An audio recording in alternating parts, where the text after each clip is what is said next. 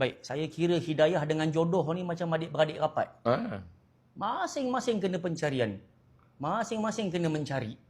Perlu dicari. Sebab itu Nabi SAW perintahkan kepada kita ada 4 doa yang sangat ringkas tapi Nabi pesan jangan tinggal dalam hari-hari kita. Antaranya, Allahumma inni as'alukal huda wat tuqa wal afaf wal ghina. Ya Allah, ya Tuhanku, kurniakanlah kepada aku yang first kali adalah hidayah.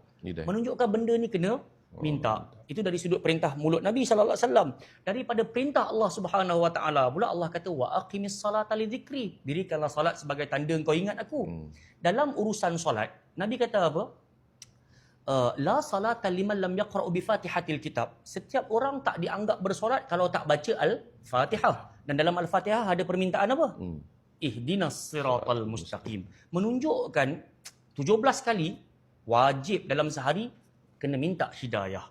Dan di penghujung solat sebelum bagi salam, Nabi kata minta 4 benda tadi itu.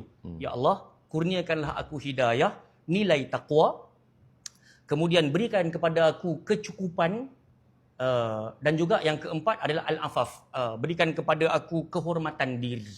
So daripada 4 ni, antara benda yang nombor 1 Nabi suruh minta sebenarnya adalah hidayah.